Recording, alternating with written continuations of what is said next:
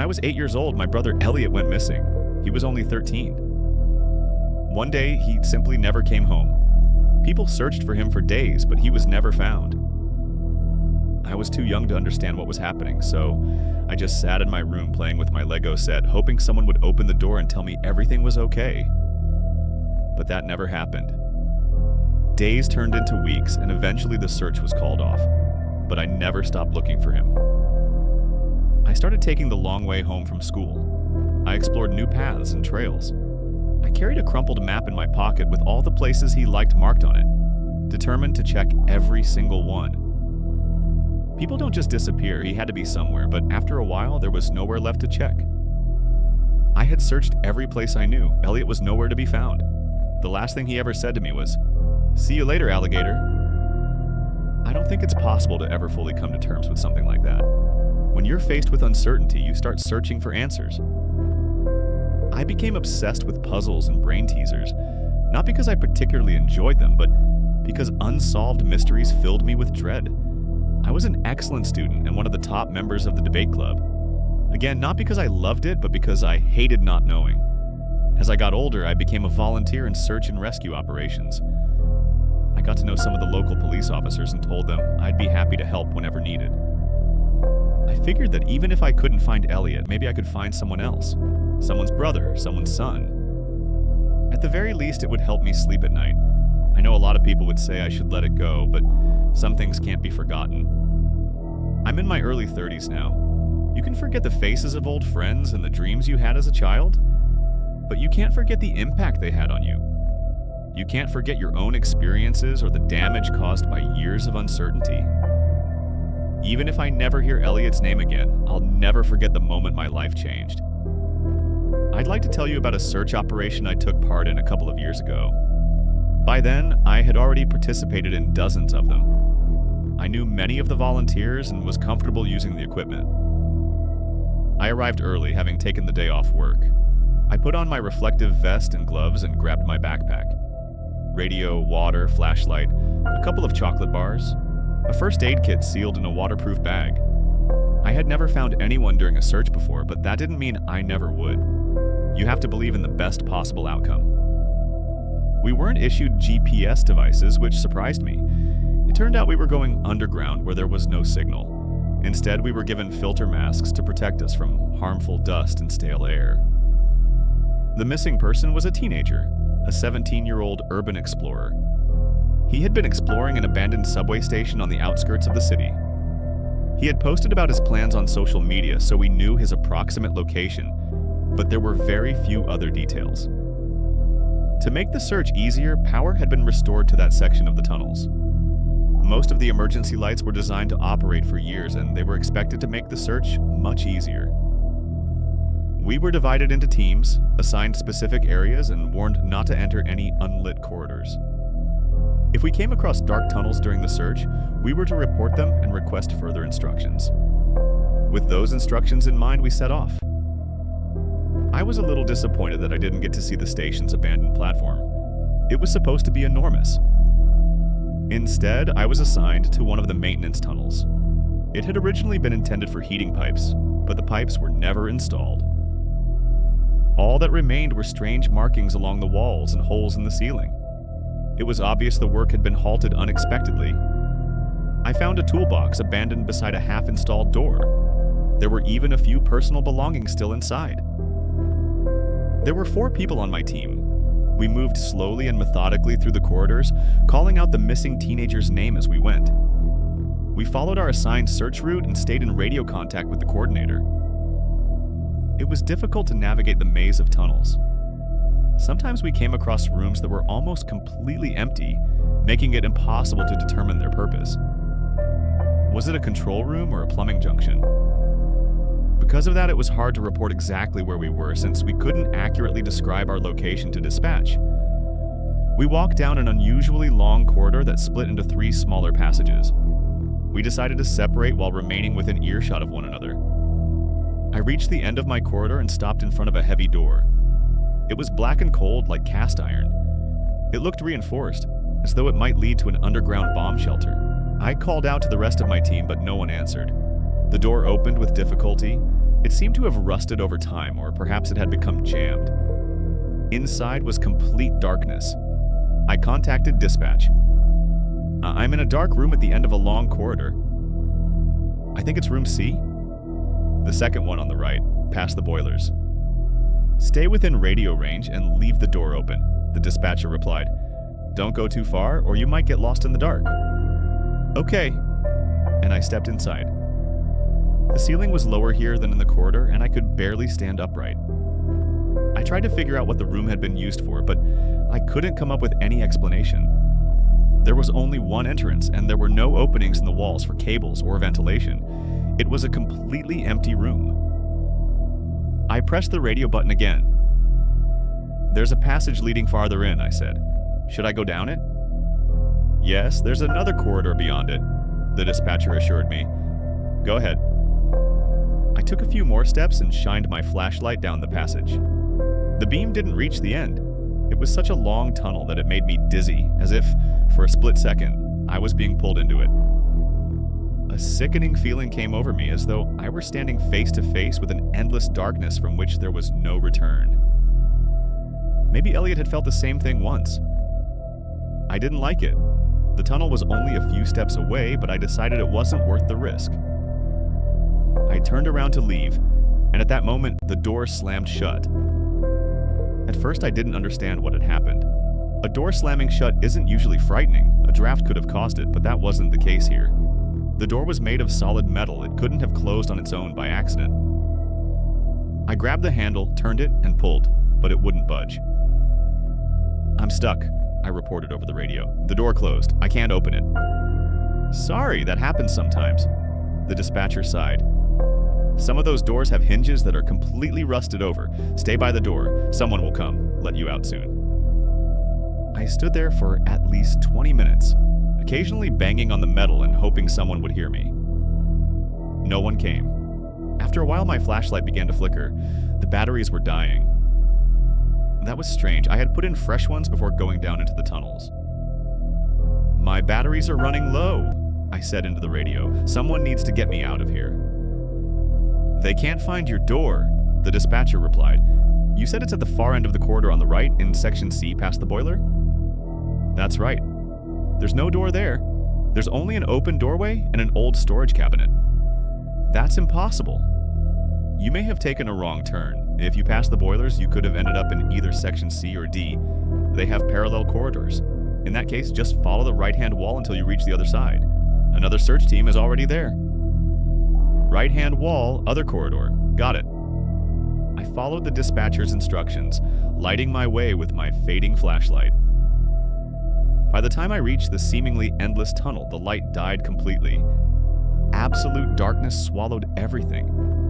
I could have closed my eyes and nothing would have changed. I placed a hand against the wall just to have some point of reference. Are they far away? I asked. I can't hear anything. It's not a long walk. About halfway through, there should be active pipes running above the tunnel, so let me know as soon as you hear the sound of running water. I heard nothing except my own breathing echoing through the corridor. Keeping one hand on the smooth concrete wall, I continued forward one step at a time. I had to move slowly in the darkness. I could have tripped over anything.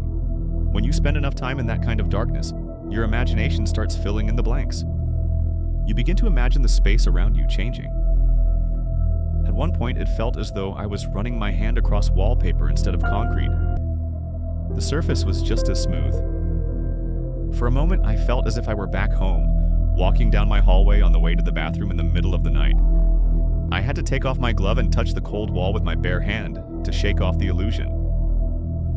Eventually, I reached a fork in the tunnel, but I still hadn't heard any running water. I switched on my radio. The tunnel splits here, I said. Should I go right or keep going straight?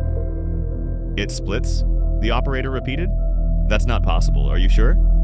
Yes, there's a fork. Straight ahead or right? Wait, the voice muttered. Wait. Was the ceiling in that room very low? Yes. Why didn't you mention that earlier? Oh, that changes everything. I could hear the dispatcher speaking to someone else without releasing the radio button. Then he addressed me again. This is going to be a little more complicated.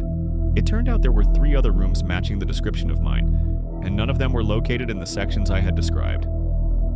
I must have gone much farther off course than anyone realized. They had me examine everything around me to gather clues and determine which room I was actually in, but it proved more difficult than expected. For example, one corridor was supposed to lead to a junction, while another should have ended at a ceiling grate. However, the room at the end of the corridor was unfinished, and we couldn't tell what it had been intended for. I had to keep moving deeper in order to figure out where I was. From time to time I came across staircases, but they led nowhere. They had apparently once connected to access points on the surface, but those entrances had long since been filled in and paved over. I climbed every one of them anyway, just to make sure there wasn't a way out. The mask on my face felt more and more restrictive, as if my entire body had been sealed inside a box. Even though I could move my arms freely, I felt the walls pressing in on me from all sides. I squeezed into another corridor and stopped at a dead end. There was a circular opening in the wall, just large enough for someone to crawl through. "That's good," the dispatcher assured me. "There's supposed to be a heating conduit there. If my calculations are correct, you're in one of two possible corridors. I need you to crawl through it." "No way!" "You'll drop about 5 feet, and then the passage will either continue straight ahead or slope upward. If it goes up, you'll be able to climb out. If it continues forward, follow it, turn left, and keep going. That will bring you into a corridor where our team is waiting. Either way, you'll have to go through." I ran my hands along the edges of the opening. It was too small to crawl through on my hands and knees. I would have to slide inside and move forward on my stomach, pulling myself along with my hands. The concrete was so smooth that my palms kept slipping. My equipment constantly snagged on the edges. I stopped for a drink of water and wiped the sweat from my face, trying to encourage myself. 5 feet, then either up or forward. That was all. I cautiously pushed myself into the opening. I had to stay calm. Every time I took a deep breath, I could feel my tool belt pressing against the walls. It didn't hurt, but it was a constant reminder of how narrow the passage really was. My heart pounded wildly. The silence around me was absolute. I felt the tunnel begin to slope downward slightly. Not much, but enough to make me realize I wouldn't be able to go back. If I kept crawling, there would be no turning around, unless I found a place wide enough to reverse direction. "Are you sure it's only a few feet?" I asked. "Absolutely sure. There are only 2 rooms like that. No matter which one you're in or which direction you entered from, you'll be out soon." I swallowed hard. Sweat stung my eyes. The mask made the claustrophobia worse, and I desperately wanted to tear it off, but I had to keep control of myself. I pushed off and slid downward. The tunnel leveled out. I reached up and felt along the ceiling, but there was no opening. The only option was to keep moving forward. My hands were coated in dust and slipped so badly that I could barely pull myself along anymore. Eventually, I rolled onto my back and began pushing myself forward with my legs. I could feel the warmth of my breath settling against the walls of the tunnel. Then the tunnel ended. It happened so suddenly that I lost my balance and awkwardly tumbled out headfirst. I rolled clumsily onto the ground, slamming my left hip and shoulder. The fall wasn't long, but it was enough to leave me wondering whether I had dislocated something. I didn't even want to think about what the bruises were going to look like. I grabbed my radio and squeezed it tightly. "I'm here," I groaned. I made it to the room. "There's only one way from there now," the dispatcher said. "Go straight ahead, then turn left and continue forward. As soon as you see a light, let me know. I'm right on the other side." "That's it? Seriously, that's all?" "Yes, you're very close." I got to my feet, brushed myself off, and checked my gear. Everything was still there. Everything was going to be fine. I followed the instructions. I went straight ahead and turned left. At the next junction, I continued forward, keeping in contact with the dispatcher. He assured me it was nearby, that I would reach him in just a few minutes. At one point, he said he was tapping a wrench against a pipe, and that I should be able to hear it at any moment. All I had to do now was keep moving forward until I reached the door. I was almost running, one hand trailing along the wall. There were small gaps in the concrete every 10 feet or so where pipes were supposed to run. I walked, felt a gap, walked, felt a gap, over and over again. I took a couple of steps back and carefully stretched out my right hand. My fingers anticipated the touch of skin, I could almost feel its warmth already, but all I found was concrete. There was no one there. I examined the wall thoroughly but found nothing. Then I heard a faint metallic sound. Something had stuck to my shoe. It was a small key. An engraved pattern on it resembled a sunflower. I slipped it into my pocket alongside my first aid kit and continued on, making sure I hadn't wandered off course. When I reached the end of the corridor, I reached out for the door. "Okay, I've made it," I said. "I can't hear you, but I'm at the end of the corridor. There should be a door there. Just open it, and I'll send someone to meet you." I felt around for the handle but couldn't find it. I checked the wall 3 times, inch by inch. It was a dead end. "There's nothing here," I gasped. "Nothing." "Calm down. The handle should be to your left." "There's nothing to my left, and there's nothing to my right. It's a dead end." "Damn it." I dropped my radio and heard a click. I picked it up, turned it over, and felt along the back. The battery compartment cover had shifted slightly. The impact had knocked it back into place. I opened the cover to make sure it had closed properly. There were no batteries inside the radio. I checked again. There were none. "Hello?" I called out. "Dispatcher?" I raised the radio to my lips and pressed the button a few times. There was no sound, only the dull click of plastic. "Hello?" No answer came. I sank to the floor, trying to gather my thoughts. None of this made any sense. Before the fall, the battery compartment had been closed. If the batteries had fallen out when I hit the ground, I would have heard them. I couldn't have lost them earlier because otherwise the dispatcher wouldn't have been able to talk to me in the corridor. Something didn't add up. I ran my hands across the floor, checking whether the batteries had rolled away. They weren't there. But I couldn't just sit in the darkness and wait. I had to do something, try something. This was just another puzzle that needed solving. There had to be an answer.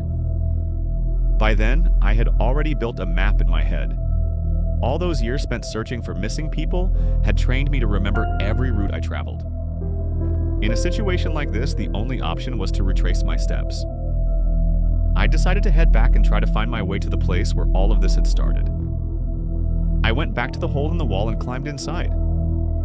The climb upward would be difficult, but I was confident I could manage it. I crawled forward with my arms outstretched, and then I felt the tunnel suddenly slope downward. I froze, and a wave of dizziness hit me. That was impossible. On the way here, I had crawled downhill, and the passage couldn't have changed its incline. I reached out and felt the floor with my hand. This couldn't be the same place I had come from. Maybe there were 2 different tunnels. It was the only explanation. I struggled my way back out, but I couldn't find the second hole in the wall. I figured I must have gotten lost somewhere, taken a wrong turn. Maybe I had gone straight instead of turning right at a junction, something like that. I had no choice but to search slowly and methodically, examining every room and every corridor. It's easy to start doubting yourself in the dark. You have nothing to rely on except your own thoughts and impressions, and those are easy to misinterpret. It's difficult enough in familiar surroundings. Ask anyone who has had to find their way to the bathroom during a power outage. And I was deep underground, in unfamiliar territory without light or any sense of direction. I must have wandered for hours. I found 2 branching corridors leading to 3 rooms and 4 dead ends. There were no doors and only 1 tunnel. And yes, I checked it again. It sloped downward. No, I didn't go that way. I stopped in one of the smaller rooms and folded my reflective vest into a makeshift pillow. I drank some water and happily ate a chocolate bar. By now, they were surely looking for me. I tried not to think about the radio. It was the one piece of the puzzle that made my stomach turn. No matter how hard I tried, I couldn't make it fit with everything else. If there had never been any batteries in the radio, then the problem was with me.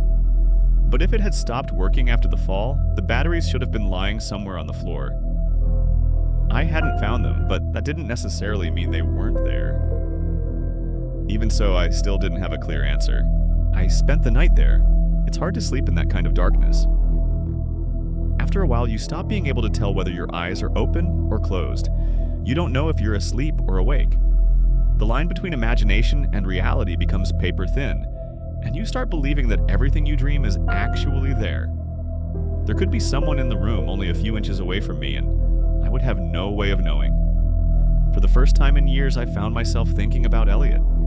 Not just about the fact that he had gone missing, but about what he had gone through. I imagined what he might have felt during his last few hours or days.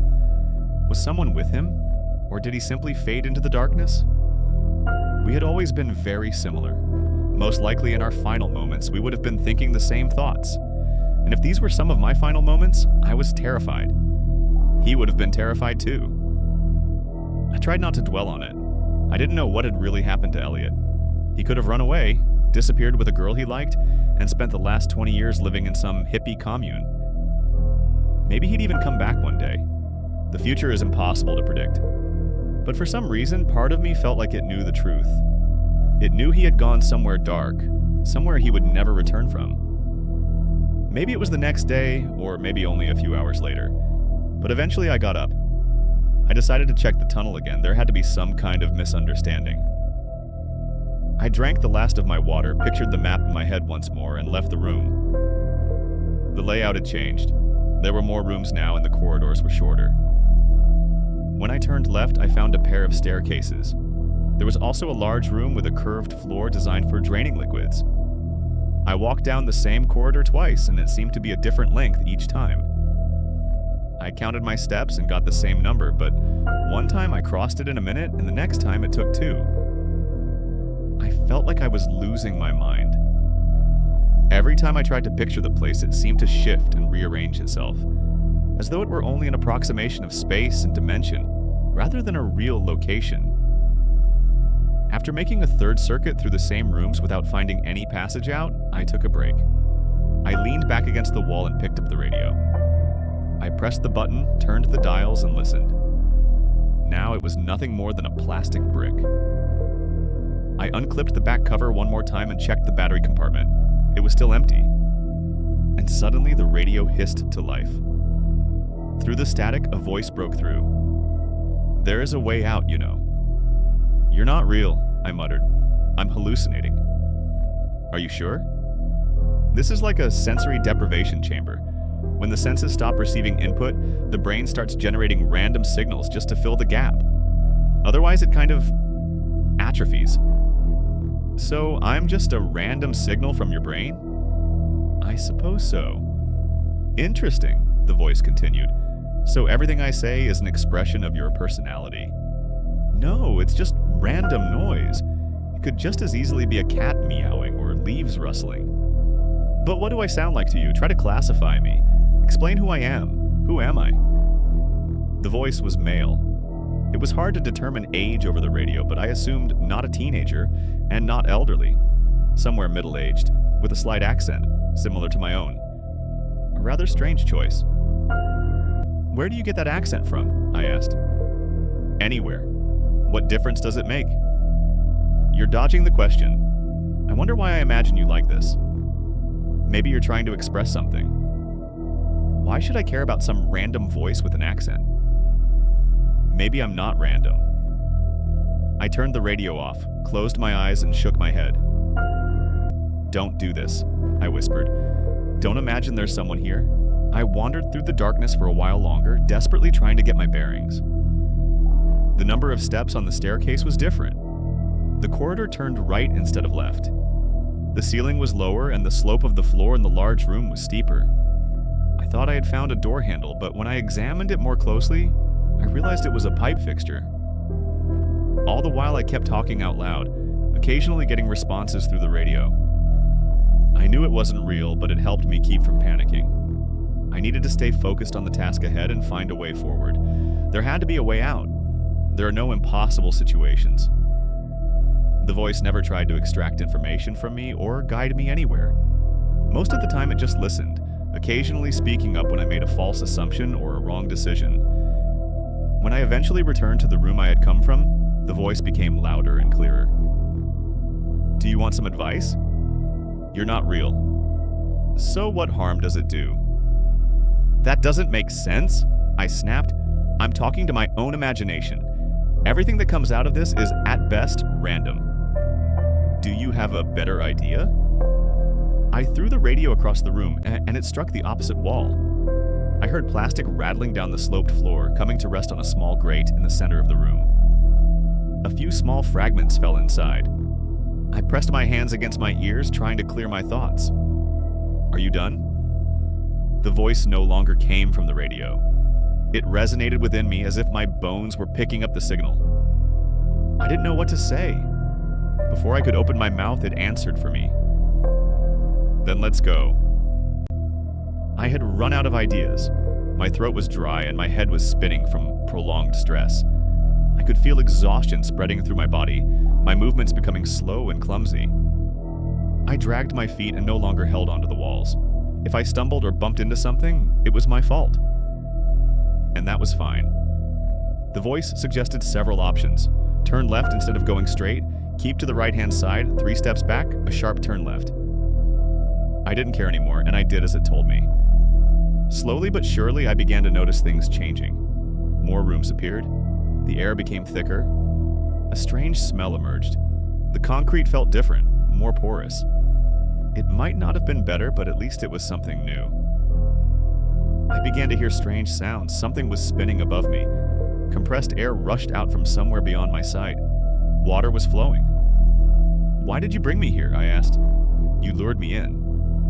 "You were already being lured," the voice replied. "I tried to get you out, but everything changed. You told me I could get out of here, that I was being supported. I was trying to calm you while I figured things out." "And what did you figure out? What am I doing here?" "It wants you to follow a certain path. Have you never wondered why you're always drawn to searching where you shouldn't? It wants you to find it, and now you're very close, and trust me, you don't need that." "Why not?" I asked, shrugging. "Because I know what happens when you go too far, when there's no way back. Things like this live in deep, dark places, and they want to be found." I rubbed my forehead as if trying to organize my thoughts, as if that could filter out any of this nonsense. I reached another junction, left and right. I turned right, and the voice echoed in my head. "Go the other way," it said. "You're getting too close. It's dangerous."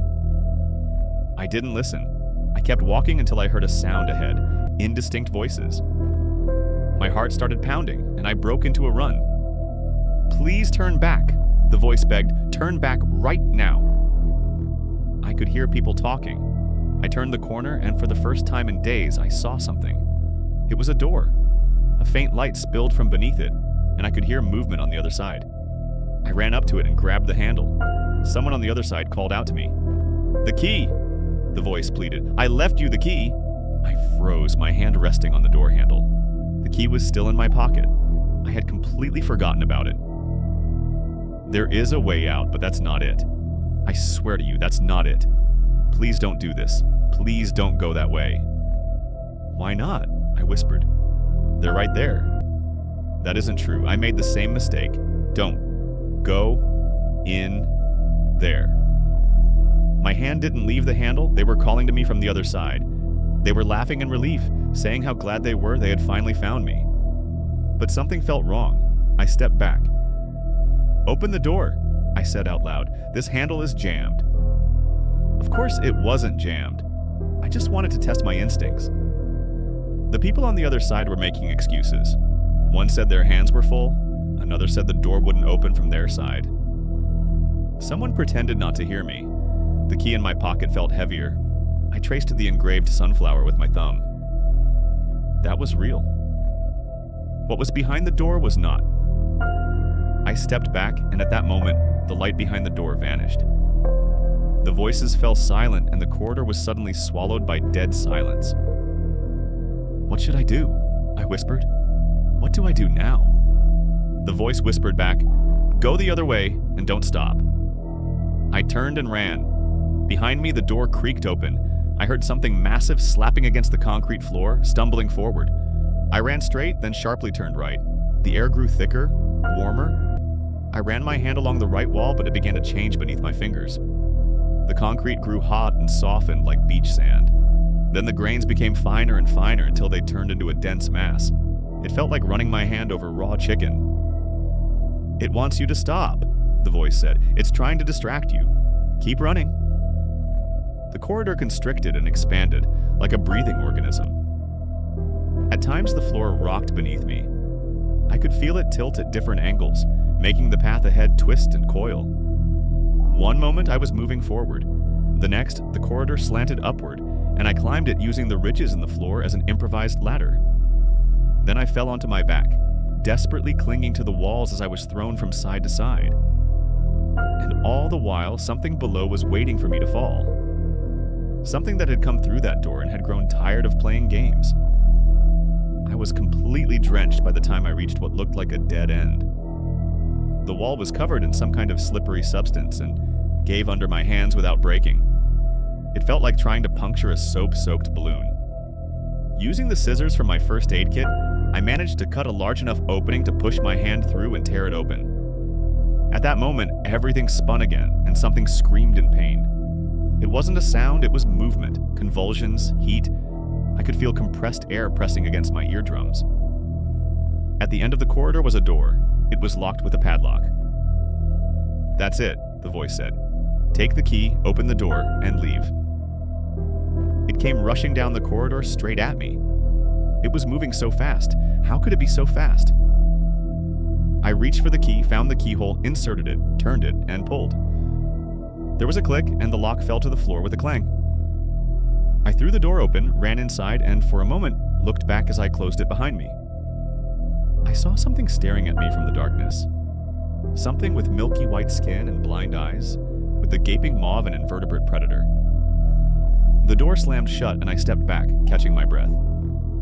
There was light here. The voice came again, but now it barely reached me. I heard static, fragments, interference, like I was outside the radio's range. "Just keep going," it said. "Not far. So close." "What about you?" I asked. "Will you stay there?" Went the wrong way. I froze for a moment, glancing back. The light was weak, but my eyes had already grown unaccustomed to the darkness. I couldn't focus. "Was that you?" I asked. "I mean, was it really you?" There was a brief pause as the world came into focus. The voice was silent for a moment, then exhaled. "What is, it said. "Bye, alligator." I followed the sound of machinery and came out directly onto a platform. The first passengers to arrive saw me emerging from a maintenance tunnel, and a cleaner approached me. At that moment, I was saying something incoherent. When law enforcement arrived to take me in, I was delirious. It took them hours to identify me because I could barely say anything. I had wandered down there for almost 3 full days. I was severely dehydrated. The missing urban explorer was eventually found, and the search operation shifted to me as they tried to determine exactly where I had strayed from the known routes. No one was able to find the black door I had described, or the corridor where it was supposedly located. They couldn't retrace my path because nothing matched my description. They couldn't explain what had happened to me. My clothes were covered in a thin layer of hydrochloric acid and potassium chloride, a mixture resembling stomach acid, as if I had passed through a giant stomach. There were interviews, questionnaires, even a small article in the local newspaper. Most of it focused on the fear of getting lost in the dark and how it affects the mind. After about a week, it stopped being news, and I returned to my normal life. I still occasionally take part in search and rescue operations as a volunteer. Of course, I've become more cautious, but you can't change who you are overnight. And yet, I feel like something has changed. I ask myself different questions now, and I'm not sure I want the answers. I can't say for certain what I did during those 3 days or what I experienced, but I know what I heard. I know I wasn't alone. And in the rare moments when I tell myself it was all just some fabricated nonsense from the depths of my mind, I open the top drawer of my bedside table. Inside, I keep a small key with an engraved sunflower that someone left for me in the dark.